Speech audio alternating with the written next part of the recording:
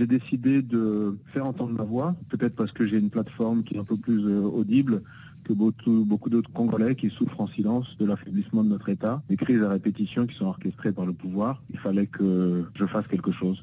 Et c'est pour ça que j'ai décidé de commencer à expliquer, à sensibiliser et à appeler à ce qu'on mette un terme à ces aventures. Vous avez clairement appelé le président Joseph Kabila Kabange à organiser la présidentielle à la fin de cette année. Est-ce que vous êtes sûr que ces élections, ou bien cette présidentielle, aura bel et bien lieu à la date prévue? Mais personne ne le sait. Le problème qui est là, c'est pas seulement que les élections aient lieu, c'est aussi de quelles élections est-ce que le Congo a besoin aujourd'hui. Aujourd'hui, on a besoin d'élections qui permettent de stabiliser le pays, de recréer les conditions de la paix, de réinstaurer l'autorité de l'État. Et ça veut dire qu'il faut des élections qui sont inclusives, qui sont libres et qui sont crédibles. J'ai l'impression malheureusement qu'il y a une culture politique qui s'est créée au Congo, de la triche, de l'instrumentalisation de l'État, des services de sécurité et de la justice, et que tout ça n'est pas de nature à permettre l'organisation d'élections libres. Oui, vous parliez à l'instant de la justice. Plusieurs sources parlent même d'une éventuelle condamnation de M. Dokolo, comme ce fut le cas pour Moïse Katumbi Chapoué. Est-ce que vous en êtes conscient? J'entends beaucoup de bruit, et puis je sais que c'est une culture qui est généralisée. Enfin, on voit la mainmise de ce monsieur Kalev, que je ne connais pas, de l'ANR, dans des cas comme les cas de Nemwanda Nsemi, les cas des Kamuna Nsapou, des Banamouera, etc., etc. Et donc, ça ne m'étonnerait pas. Ça serait pour moi parfaitement en ligne avec ce que je sais de ce pouvoir qui est prêt à tout pour se maintenir. Mais je ne pense pas que quelques mesures qui soient prises, que ce soit judiciaires ou par les services de sécurité, soient de nature à me dissuader de continuer à mener mon combat. Oui, selon une source sécuritaire à Kinshasa, le service donc de détection militaire des activités anti-patrie a enquêté sur des liens supposés que vous entretenez avec le général Faustin Monene, qui est un ex-chef d'état-major de l'armée congolaise.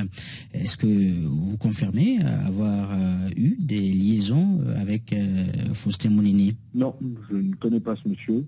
Je suis personnellement complètement opposé à toute solution violente et à la prise des armes. Je pense qu'on ne guérit pas les souffrances en ajoutant plus de souffrances, et je ne pense pas que le problème soit de remplacer M. Kabila par un autre potentat ou un autre M. Kabila. Je pense que ce qu'il faut, c'est mettre en place un processus qui permette au Congo de pouvoir se stabiliser, de recrédibiliser ses institutions. Et ça, ce n'est pas possible par les armes. Oui, pourtant cette source a signalé à plusieurs reprises à Luanda, où vous résideriez, la présence donc du général Monene. Oui, il y a 7 millions d'habitants à Luanda, donc j'imagine qu'il y a beaucoup de gens que je n'ai pas rencontrés dont on peut signaler la présence à Luanda. Vous me posez la question, je vous réponds. Je ne connais pas M. Monene, je ne suis pas en contact avec lui, je ne suis pas intéressé à un contact avec des personnes qui ont, si c'est son cas, j'imagine qu'en tant que militaire, ça doit être plutôt son approche à lui, qui ont des plans de déstabilisation du Congo par les armes.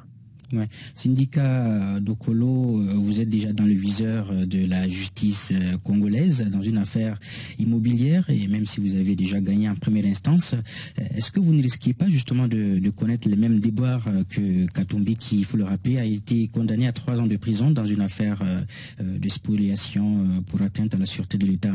C'est la logique d'un système répressif qui est au bout du rouleau, qui est à bout de souffle. Moi, ce que je constate, c'est que M. Kabila n'a plus tellement d'options. Peut-être qu'il a un espoir de refaire un 3e dialogue ou d'essayer de convaincre M. Tshisekedi, Félix, d'accepter de lui donner encore quelques mois de sursis. Mais ce que je pense, c'est qu'avec la réaction de toute manière des évêques, toutes ces forfaitures seront bientôt lavées et appartiendront bientôt au passé. Je pense que là, maintenant, il y a un appel très fort qui est lancé pour que le peuple congolais puisse s'exprimer dans la paix et dans le respect de nos lois, parce que le droit, la manifestation est un droit qui est reconnu dans la Constitution. Et je pense qu'effectivement, c'est ce qui risque de se passer dans les semaines à venir.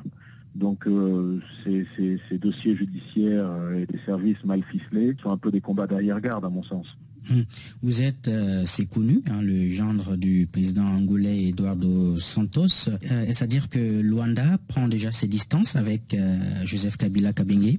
Il n'y a aucun rapport entre ma relation familiale, mes positions politiques et la position diplomatique d'un État qui est un État voisin et frère du Congo. Et de ce point de vue-là, je ne peux que commenter l'actualité telle que je la suis, mais comme vous la suivez également.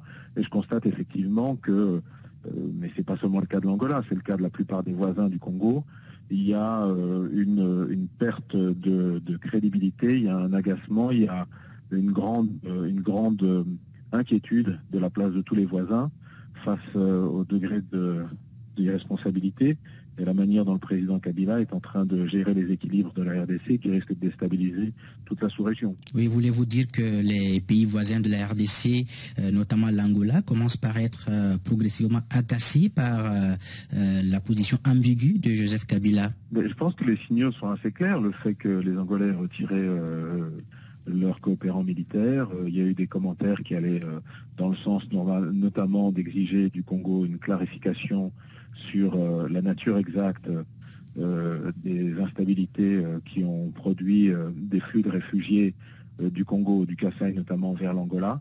Je pense que tout ça est effectivement un signe avant-coureur assez clair d'une détérioration de la relation entre les administrations.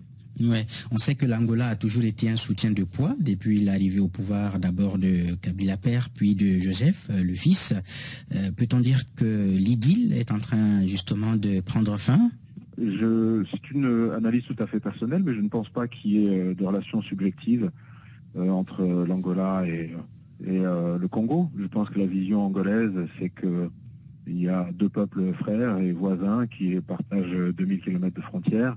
Et donc, il doit y avoir une relation qui est fraternelle et qui est équilibrée et qui est mutuellement respectueuse.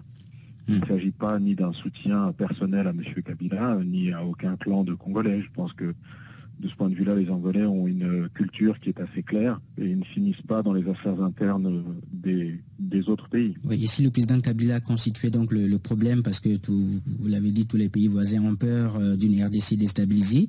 Si le président Kabila constituait le blocage, peut-être qu'il faille prendre des mesures, non?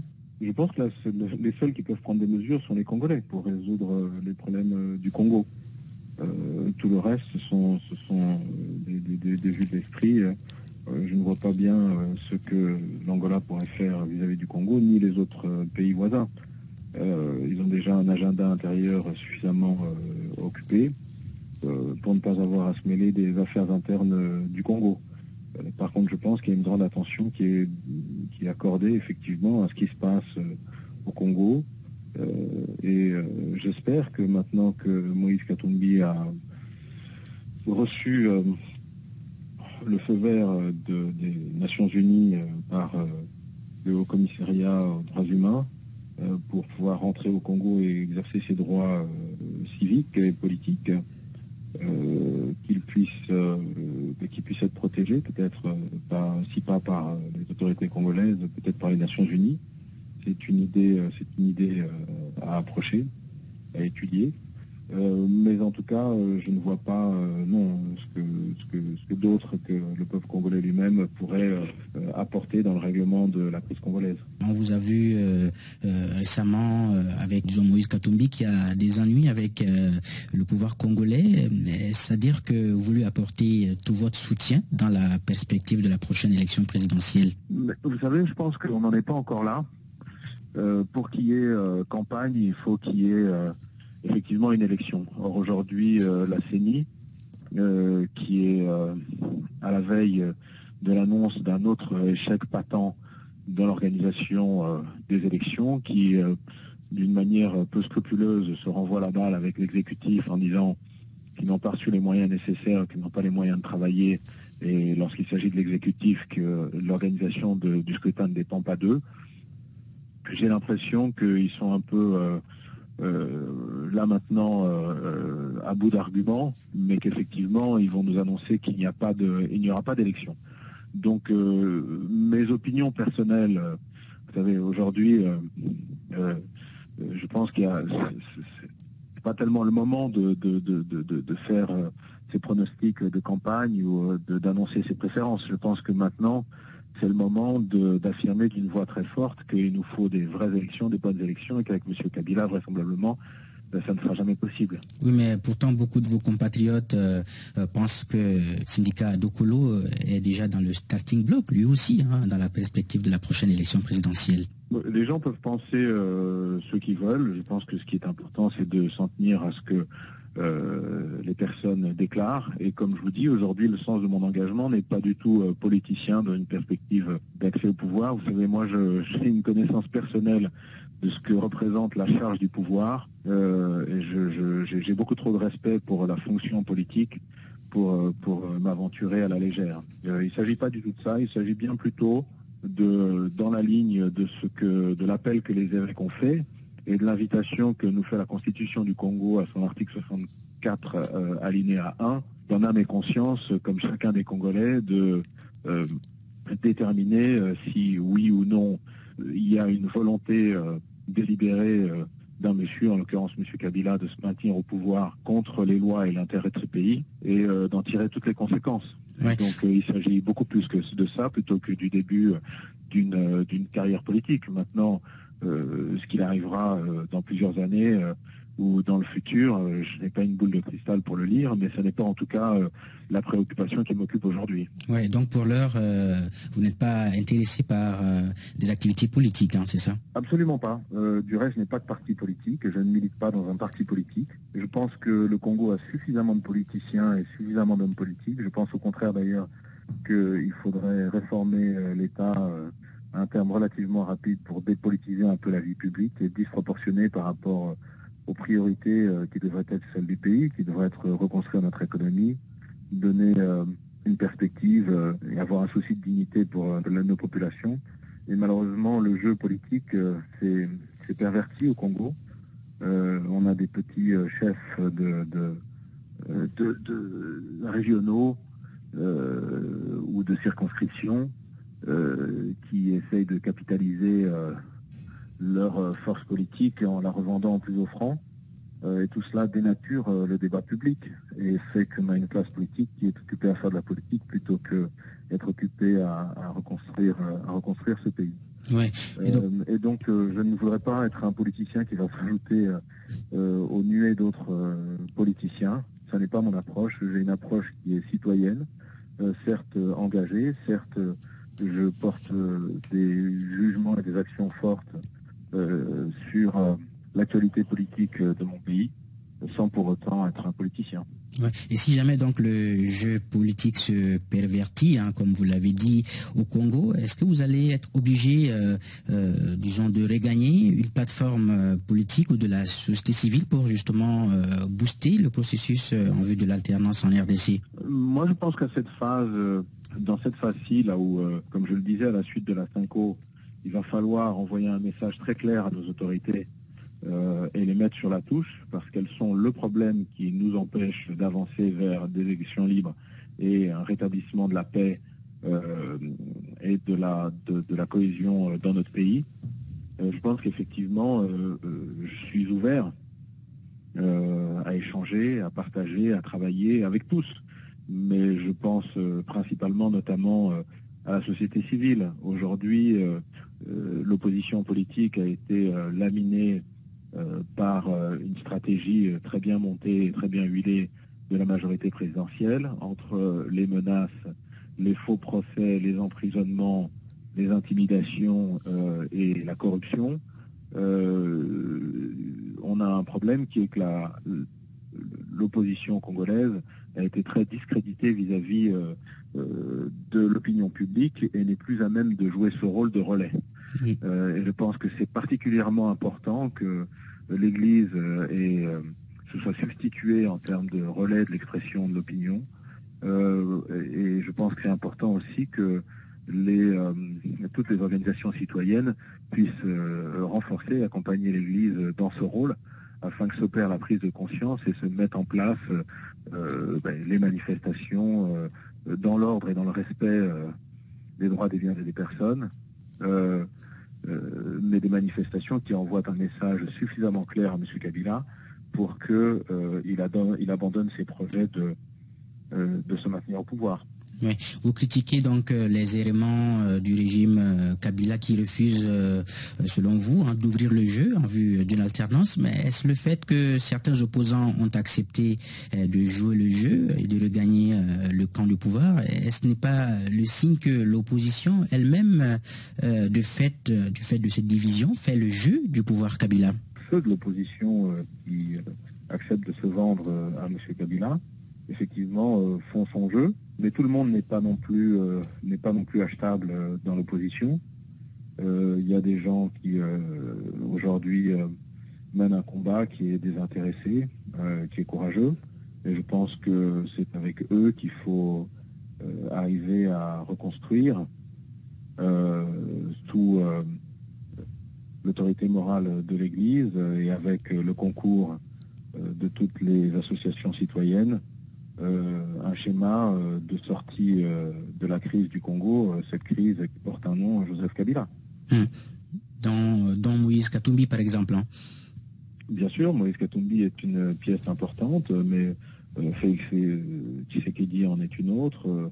D'autres politiciens, certainement, en sont d'autres, et puis beaucoup d'autres citoyens, pas forcément des gens connus, mais je pense justement que les conditions de succès de cet appel et de cette action, c'est un large écho, une grande sensibilisation tous azimuts de tous les Congolais. Vous savez, l'article 64, alinéa 1, je pense que la partie la plus particulière de son interprétation, c'est que tout le monde la voit comme une espèce d'appel immanent, une espèce de Deus ex machina qui irait faire un appel qui rallierait tout le monde. C'est faux. Je pense que l'article 64, en tout cas c'est l'interprétation que moi j'en fais, c'est une somme de choix individuels de citoyens congolais qui, en âme et conscience, pensent que notre démocratie est en train d'être prise en otage, notre État est en train d'être affaibli, et qu'il faut absolument s'affranchir tout de suite de cette tentative de prise de contrôle de notre démocratie.